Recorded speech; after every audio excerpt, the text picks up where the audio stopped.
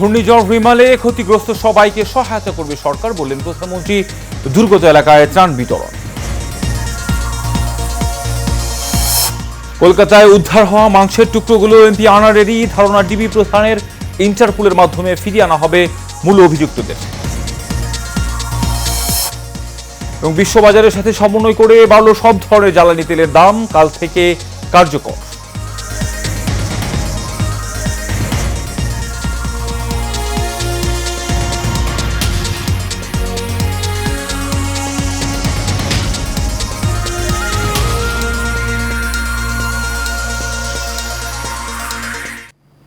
স্বাগত এশিয়ান সকালের সংবাদে, সঙ্গে আছে আমি কাউসার আহমেদ। এখন শুনছিলেন বিআরবি কেবল ইন্ডাস্ট্রিজ লিমিটেড সংবাদ শিরোনাম। এবার চলে যাচ্ছি বিস্তারিত সংবাদে। ঝড়ে ক্ষতিগ্রস্ত সবাইকে বাড়ি ঘর নির্মাণ সহ যা যা প্রয়োজন সব করে দেওয়ার আশ্বাস দিয়েছেন প্রধানমন্ত্রী শেখ হাসিনা। গতকাল ঘূর্ণিঝড় রিমালের তাণ্ডবে পটুয়াখালীতে ক্ষতিগ্রস্তদের মাঝে ত্রাণ বিতরণ শেষে দেয়া বক্তব্যে এই কথা বলেন তিনি। জানান, দুর্যোগ আসবেই, কিন্তু তা মোকাবেলা করে টিকে থাকার সামর্থ্য অর্জন করতে হবে। এটি আওয়ামী লীগের লক্ষ্য বলেও জানান সরকার প্রধান। বিস্তারিত থাকছে প্রতিবেদনে। প্রস্তুত থাকবেন রাহাত গাজী। ঘূর্ণিঝড় রিমালের তাণ্ডবে ক্ষতিগ্রস্ত পটুয়াখালীর কলাপাড়া পরিদর্শনে যান প্রধানমন্ত্রী। এ সময় জেলার পৌর শহর সরকারি মুজাহার উদ্দিন বিশ্বাস ডিগ্রি কলেজ মাঠে 2000 দুর্গত মানুষের মাঝে ত্রাণ বিতরণ করেন তিনি। এরপর রোজিনা বেগম। পরে বক্তব্যে প্রবল ঘূর্ণিঝড় রিমালের তাণ্ডবে যারা ক্ষতিগ্রস্ত হয়েছেন তাদের বাড়িঘর নির্মাণ সহ যা যা প্রয়োজন সবই করে দেওয়ার অঙ্গীকার করেছেন প্রধানমন্ত্রী শেখ হাসিনা। এই অঞ্চলটা সবসময় দুর্যোগ প্রবণ। ইতিমধ্যেই যে সমস্ত রাস্তাঘাট ভেঙে গেছে সেগুলি মেরামত করার ব্যবস্থা নেওয়া হয়েছে। পাশাপাশি বাঁধ যেগুলি ভেঙে গেছে, বাঁধ নির্মাণের কাজ ইতিমধ্যে আমরা শুরু করে দিয়েছি, যাতে বর্ষার আগেই আমরা এই বাঁধগুলি নির্মাণ করে জলোচ্ছ্বাস বা পানির হাতে মানুষকে বাঁচাতে পারি, সেই ব্যবস্থা আমরা নিয়েছি। তাছাড়া যাদের ঘর বাড়ি ভেঙে গেছে সেই ব্যবস্থাও ইনশাল্লাহ আমি করে দেব, অন্তত এইটুকু ভরসা আপনারা রাখবেন। আওয়ামী লীগ সরকারে আসার পর দেশের মানুষের ভাগ্য পরিবর্তনে কাজ করে যাচ্ছে জানিয়ে সরকার প্রধান বলেন, ধারাবাহিক ক্ষমতা আছে বলেই দুর্যোগ জলোচ্ছ্বাসের পরেও দেশের উন্নতি হচ্ছে। যে এই অঞ্চলটার সার্বিক উন্নয়নে আওয়ামী লীগ সরকার এসেছে বলেই সেটা সম্ভব হয়েছে। এর আগে তো অনেকেই ছিল, কেউ তো এদিকে দৃষ্টি দেয়নি। এই অঞ্চলের মানুষ প্রতিনিয়ত প্রকৃতির সাথে যুদ্ধ করে বেঁচে থাকে, প্রতিনিয়ত জীবন যুদ্ধে লিপ্ত হয়। আজকে অন্তত বলতে পারি সেই প্রাকৃতিক দুর্যোগ আসবে, কিন্তু সেটাকে মোকাবেলা করে মানুষের জীবন মান রক্ষা করা, সেটাই আমাদের লক্ষ্য, সেই কাজটাই আমরা করে যাচ্ছি। উপকূলীয় অঞ্চলে দুর্যোগ সহনীয় ঘর করে দেওয়ার আশ্বাসও দেন প্রধানমন্ত্রী শেখ হাসিনা। বিদায়ের আগে বলে যাই, নিঃস্ব আমি রিক্ত, আমি দেবার কিছু নাই, আছে শুধু ভালোবাসা, দিয়ে গেলাম তাই। কাউসার আহমেদ, এশিয়ান টেলিভিশন, ঢাকা।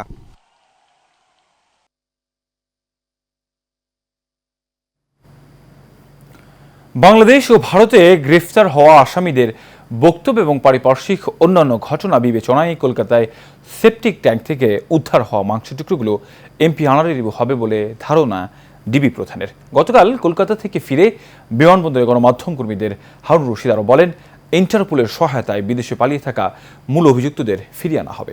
বিস্তারিত সাইফুল ইসলাম ননির রিপোর্টে। কলকাতায় এমপি আনোয়ারুল আজিম আনার হত্যার মামলার তদন্ত শেষে বিকেলে কলকাতা থেকে বাংলাদেশে ফিরে বিমানবন্দরে সাংবাদিকদের সাথে মত বিনিময় করেন গোয়েন্দা পুলিশের প্রধান অতিরিক্ত পুলিশ কমিশনার মোহাম্মদ হারুন অর রশিদ। এ সময় তিনি বলেন, আনোয়ারুল আজিম আনারকে গত 13ই মে কলকাতার মাটিতে হত্যা করা হয়েছে। হত্যার পরিকল্পনা হয়েছে বাংলাদেশের মাটিতে, আর হত্যাটি সংগঠিত হয়েছে কলকাতায়।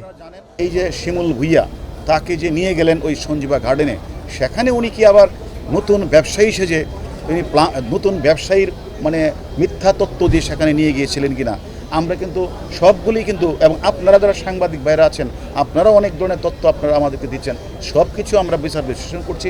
পাশাপাশি ইন্ডিয়ান পুলিশ এগুলো বিচার বিশ্লেষণ করছে। হঠাৎ করে কোনো একটা মোটিভ, কোনো একটা উদ্দেশ্য মানে স্পেসিফিক এই বলাটা এই মুহূর্তে সঠিক হবে না। কলকাতায় গ্রেপ্তার হওয়া আসামি যে তথ্য দিয়েছে তাও যাচাই বাছাই করা হচ্ছে বলেও জানান তিনি। এখানের অপরাধী যে আমাদের যা বলেছিল মূল ঘাতক, তার সাথে আমরা এখানে মিলানোর চেষ্টা করেছি এবং মিলিয়ে আমরা তার সাথে তার হুবহু মিলও পেয়েছি এবং তারা সেখানে কিভাবে অপরাধটি সংগ্রহ সেই সম্পর্কে আমরা তথ্য পেয়েছি। আর স্বাভাবিকভাবে এই মাংসগুলি এভাবে ফ্লাশের মাধ্যমে যায় না, সেক্ষেত্রে আমরা মনে করছি তারই হবে। তারপরেও আমরা এখানে একটা ডিএনএ টেস্ট হবে, ফরেনসিক রিপোর্ট হবে, তারপরে চূড়ান্ত জানা যাবে। কলকাতার সিআইডিকে সঙ্গে নিয়ে ঘটনাস্থল পরিদর্শন করে তথ্য উপাত্ত মিলিয়ে দেখার চেষ্টা করা হয়েছে বলে জানান হারুন অর রশিদ। সাইফুল ইসলাম নয়ন, এশিয়ান টেলিভিশন, ঢাকা। ঘূর্ণিঝড় রিমালের কারণে যেসব সড়ক ও মহাসড়ক ক্ষতিগ্রস্ত হয়েছে সেসবের সংস্কার কাজ কোরবানির ঈদের 7 দিন আগেই শেষ করার নির্দেশ দিয়েছেন সড়ক পরিবহন ও সেতু মন্ত্রী ওবায়দুল কাদের। গতকাল বনানী বিআরটিএ কার্যালয়ের ঈদযাত্রার প্রস্তুতি সভায় এ নির্দেশ দেন তিনি। আর বর্ষার মধ্যে ঢাকার সড়ক খোঁড়াখুঁড়ি বন্ধ করার জন্য সব কর্তৃপক্ষকে আহ্বান জানান মন্ত্রী। এইচএমইতে রিপোর্ট। রাজধানীর বিআরটিএ ভবনে ঈদযাত্রার প্রস্তুতি সভায় কথা বলেন সড়ক পরিবহন ও সেতু মন্ত্রী ওবায়দুল কাদের। এ সময় ঘূর্ণিঝড়ের কারণে যেসব সড়ক ও মহাসড়ক ক্ষতিগ্রস্ত হয়েছে সেসবের সংস্কার কাজ কোরবানির ঈদের 7 দিন আগে শেষ করার নির্দেশ দেন তিনি। মেরামত সংস্কার 7 দিন আগে শেষ করা আবশ্যক। সেতুমন্ত্রী বলেন, সড়কে দুর্ঘটনা কমানো না গেলে মিটিংয়ের নামে কোনো আনুষ্ঠানিকতার প্রয়োজন নেই। মিটিং করে কোনো লাভ নেই, মিটিং থেকে রেজাল্ট তো পেতে হবে। রেজাল্ট না পেলে এইসব মিটিং করে কী লাভ? আনুষ্ঠানিকতা, মিটিংয়ের নামে আনুষ্ঠানিকতা তো কোনো প্রয়োজন নেই। আর অনেকেই বলছেন যে গাড়ি একটু রংচং দিয়ে, রংচংটা সমাধান না, রংচংটা দেওয়া দরকার, একথা আমি বারবার বলেছি, কিন্তু প্রথম প্রয়োজন ফিটনেস। গাজীপুরের 7টি ফ্লাইওভার চালু করা হয়েছে জানিয়ে তিনি বলেন, ঈদের সময় ঢাকার প্রবেশ মুখে যানজট যেন না হয় সেজন্য নজরদারি বাড়াতে হবে।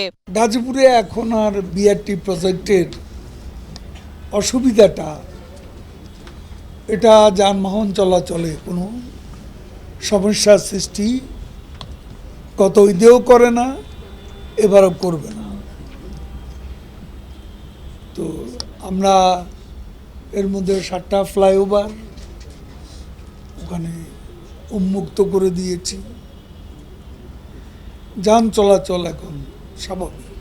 এছাড়া ঢাকার হানিফ ফ্লাইওভারের যানজট নিরসনে বিশেষ ব্যবস্থা নিতেও সংশ্লিষ্টদের নির্দেশ দেন সেতুমন্ত্রী। আরেকটা যানজটের উৎস হল মেয়র হানিফ ফ্লাইওভার। এই বিষয়টা সিটি কর্পোরেশনের সাথে বিশেষভাবে আলাপ করা দরকার। এইচএমইতু, এশিয়ান টেলিভিশন, ঢাকা। স্বরাষ্ট্রমন্ত্রী আসাদুজ্জামান খান বলেছেন, বঙ্গোপসাগর ও তৎসংলগ্ন সমস্ত উপকূলীয় অঞ্চলকে জলদস্যু ডাকাতমুক্ত করা হবে। গতকাল চট্টগ্রাম নগরের পতেঙ্গায় র্যাব 7-এর এলিট হলে জলদস্যু আত্মসমর্পণ অনুষ্ঠানে প্রধান অতিথির বক্তব্যে তিনি এইসব কথা বলেন। জলদস্যুতা কখনো শান্তি ফিরিয়ে আনবে না উল্লেখ করে মন্ত্রী বলেন, যে কোনো মূল্যে অপরাধীদের দমন করা হবে। কেউ যেন অপরাধ করার চিন্তাও না করে সে কাজ আইনশৃঙ্খলা বাহিনী করছে বলেও জানান তিনি। অনুষ্ঠানে স্বরাষ্ট্রমন্ত্রীর হাতে 12টি গ্রুপের 50 জন 80টি অস্ত্রসহ আত্মসমর্পণ করেছেন।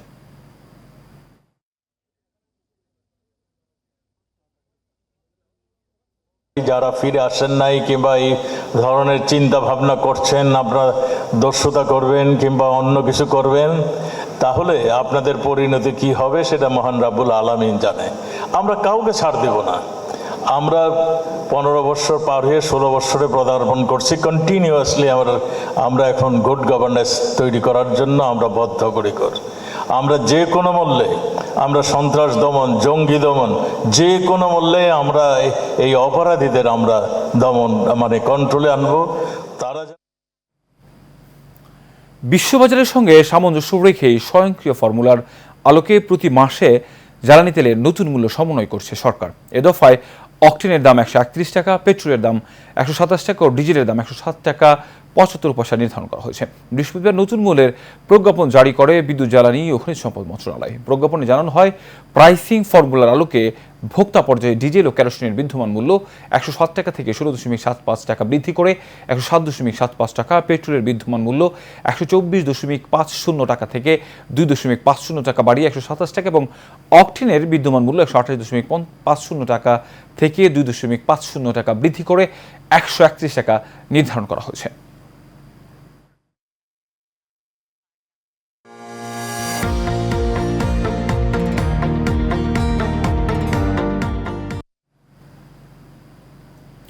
বোরাক ঔষধিবিদ জ্বরে কাঁপছে Bangladesh. Singer Beko brand ambassador হিসেবে বাংলাদেশ ভ্রমণ করে ভক্ত ও ক্রেতাদের সাথে দেখা করেন তুর্কি সুপারস্টার। যারা দেখা করার সুযোগ পাননি তাদের জন্য আরও আকর্ষণীয় অফার নিয়ে এসেছে সিঙ্গার বেকো। এবার বোরাক ঔষধিবিদের সাথে দেখা করা যাবে ইস্তাম্বুলে। দেশব্যাপী যে কোনো সিঙ্গার বেকো রিটেল স্টোর অথবা singarbeedi.com থেকে যে কোনো পণ্য কিনে ভাগ্যবান ক্রেতা 4 দিন 3 রাতের জন্য ইস্তাম্বুল ভ্রমণ করার পাশাপাশি দেখা করতে পারবেন তাদের প্রিয় অভিনেতা বোরাক ওভচাবিতের সাথে। দেখা হয়নি তাই মন খারাপ? এবার বুরাকের সাথে দেখা হবে ইস্তাম্বুলে। সিঙ্গার বেকো স্টোর থেকে যে কোনো পণ্য কিনে বুরাক ওশটিভিতের সাথে মিট করুন ইস্তাম্বুলে। এছাড়াও স্ক্র্যাচ কার্ড ঘষে ফ্রিজ ও ফ্রিজারে 100% পর্যন্ত ডিসকাউন্ট, প্রতিদিন ফ্রি টিভি জেতার সুযোগ ও এসিতে হট অফার তো থাকছে।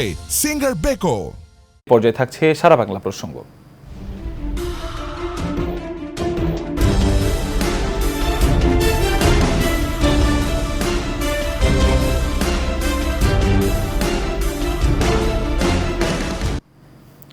ষষ্ঠ উপজেলা পরিষদ নির্বাচনের চতুর্থ ধাপে ফেনীর ছাগলনাইয়া উপজেলায় ভোট অনুষ্ঠিত হবে আগামী 5 জুন।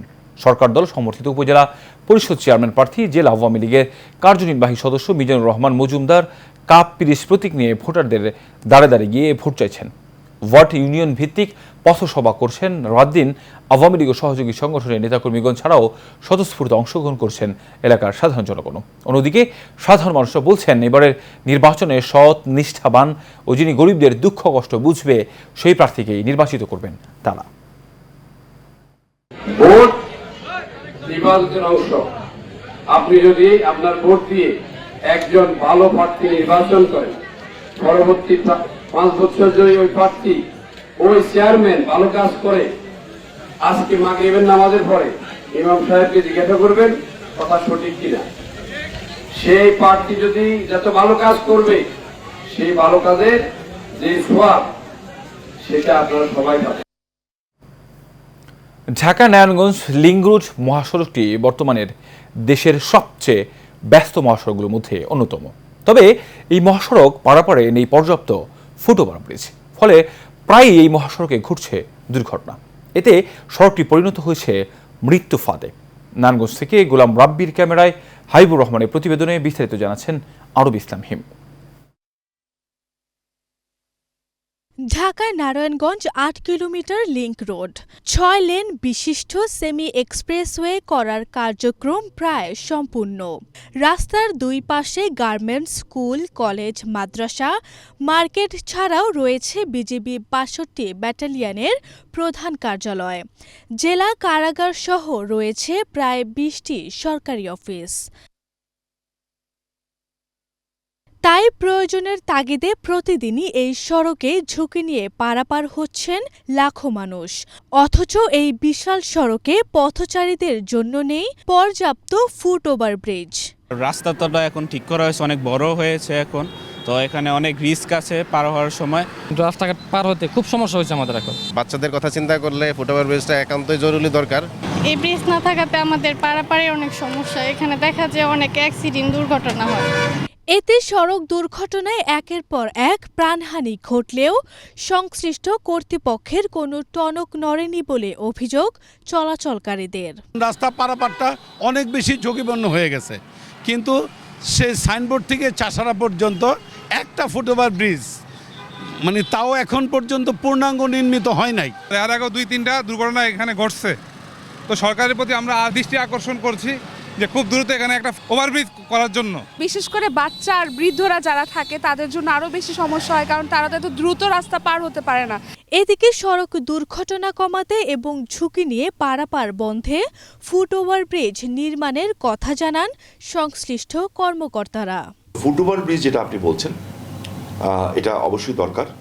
তো আমি মনে করি যে মন্ত্রণালয়ের মন্ত্রী ওবায়দুল কাদের সাহেব যখন এটা ফিনিশিং হবে, তখন আমরা এই প্রবলেমগুলি যখন উনি আসবেন দেখতে, তখন আমরা যখন করবো, তো আমি মনে করি না এটা খুব একটা বড় সমস্যা হবে।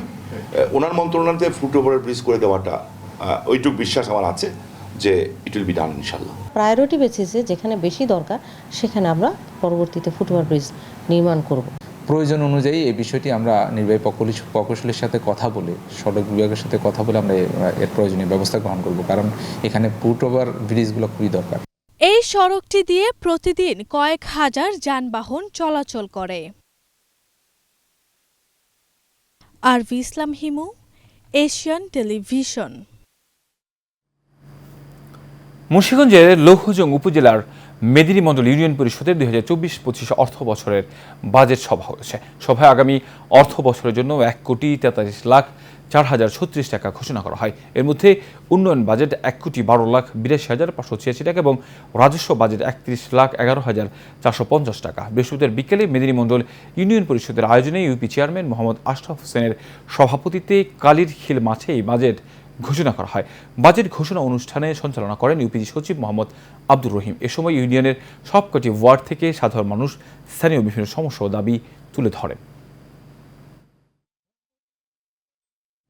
দর্শক, এবার প্রবাসের সংবাদ।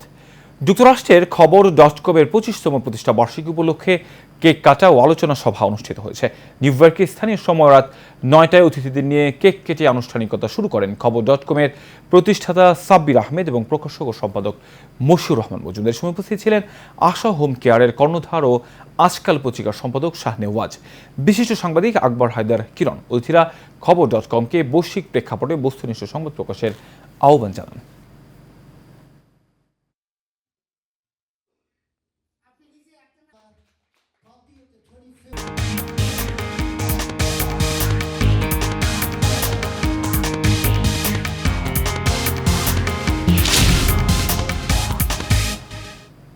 এবার আন্তর্জাতিক প্রসঙ্গ। ব্যবসায়িক নথিপত্রে তথ্য গোপনের অভিযোগে করা মামলায় দোষী সাব্যস্ত হয়েছে যুক্তরাষ্ট্রের সাবেক প্রেসিডেন্ট ডোনাল্ড ট্রাম্প। স্থানীয় সময় বৃহস্পতিবার নিউ ইয়র্কের একটি আদালতে রায় দেন। ওই মামলায় আনা 34টি অভিযোগের সবকটিতেই জুরিরা রিপাবলিকান দলের এই নেতার দোষের প্রমাণ পেয়েছেন। দীর্ঘ 5 সপ্তাহ ধরে শুনানির পর বৃহস্পতিবার 12 জুরির উপস্থিতিতে আদালত ট্রাম্পকে দোষী সাব্যস্ত করেন। যুক্তরাষ্ট্রের ইতিহাসে সাবেক প্রেসিডেন্ট হিসেবে ফৌজদারি মামলায় দোষী সাব্যস্ত হওয়ার এটাই প্রথম ঘটনা। বার্তা সংস্থা রয়টার্স জানিয়েছে, আদালতের বিচারক জুয়ান মার্চান আগামী 11 জুলাই সাজা ঘোষণার তারিখ নির্ধারণ করেছেন। এমন সময় এই রায় ঘোষণা করা হলেও যার কয়েক মাস পরেই যুক্তরাষ্ট্রে প্রেসিডেন্ট নির্বাচন অনুষ্ঠিত হতে যাচ্ছে। তবে মামলার রায়ের কারণে তার নির্বাচনী প্রচারণায় কোনো বাধা আসবে না বলে জানা গেছে।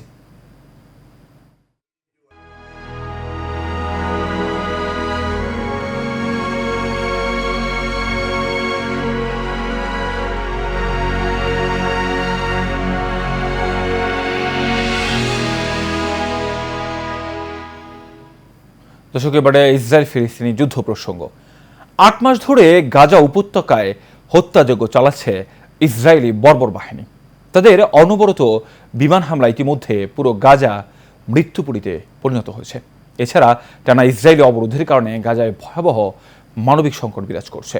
সম্প্রতি মিশরের সঙ্গে গাজার রাফায় স্থল সীমান্ত পথ ইসরায়েল নিজেদের দখলে নিলে এই সংকট আরও তীব্র হয়। এমন ভয়াবহ পরিস্থিতিতে আন্তর্জাতিক সমালোচনার মুখে ইসরায়েল অধিকৃত পশ্চিম তীর থেকে গাজায় খাদ্যপণ্য বিক্রির উপর নিষেধাজ্ঞা প্রত্যাহার করেছে ইসরায়েলি সামরিক বাহিনী। বৃহস্পতিবার ফিলিস্তিনি কর্মকর্তা, ব্যবসায়ী ও আন্তর্জাতিক দাতব্য সংস্থার কর্মীদের বরাতে এই তথ্য জানিয়েছে বার্তা সংস্থা রয়টার্স। এ পর্যায়ে থাকছে এইচএম স্টিল চট্টগ্রাম সংবাদ।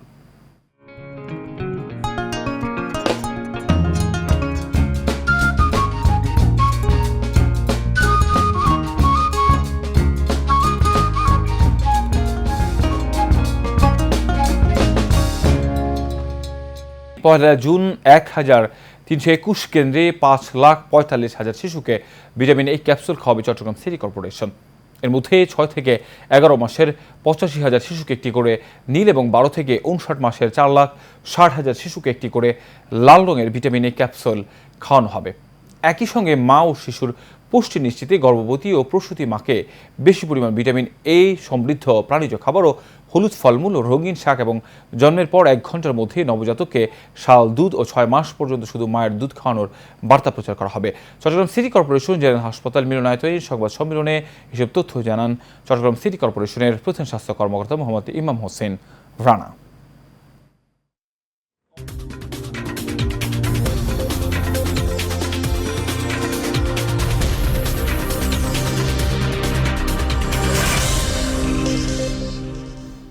এবার খেলার খবর। দেশের ফুটবলকে এগিয়ে নিতে ও সমৃদ্ধ করতে বর্তমান ফুটবল ফেডারেশন বাফুফে ব্যর্থ বলে মন্তব্য করেছেন সাবেক ফুটবলার আব্দুল গাফফার চৌধুরী। দুর্নীতিবাজ ও ব্যর্থ বাফুফের কর্মকর্তা অপসারণের দাবিতে সংবাদ সম্মেলনে এই কথা বলেন তিনি।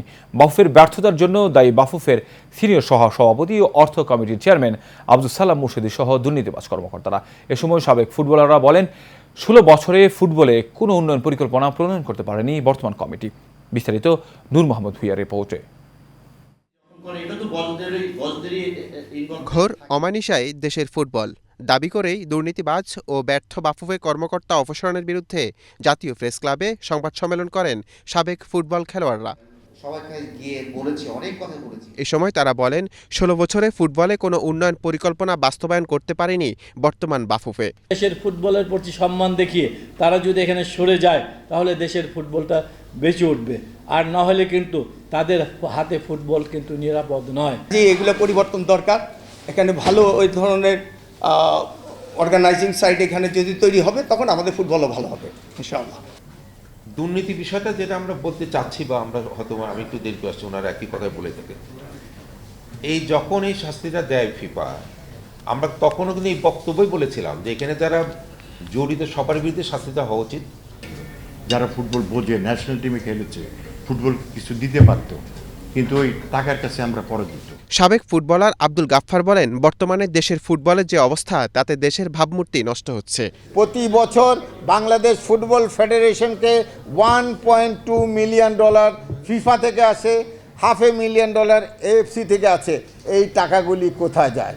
এটা তো বিদেশ ভ্রমণের টাকা না, এটা হলো বাংলাদেশের ফুটবলকে ডেভেলপমেন্ট করার টাকা।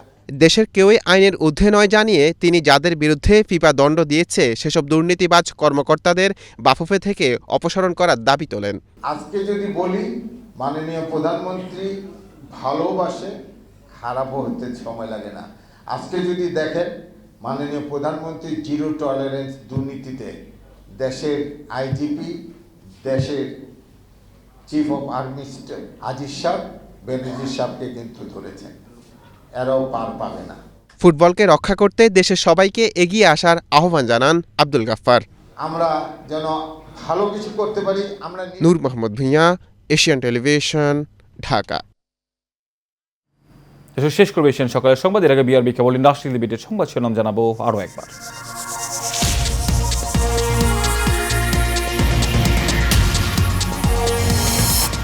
ঘূর্ণিঝড় রিমালে ক্ষতিগ্রস্ত সবাইকে সহায়তা করবে সরকার, বললেন প্রধানমন্ত্রী। দুর্গত এলাকায় ত্রাণ বিতরণ।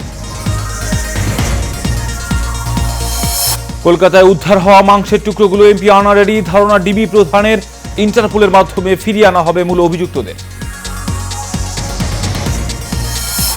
এবং বিশ্ববাজারের সাথে সমন্বয় করে বাড়ালো সব ধরনের জ্বালানি তেলের দাম, কাল থেকে কার্যকর।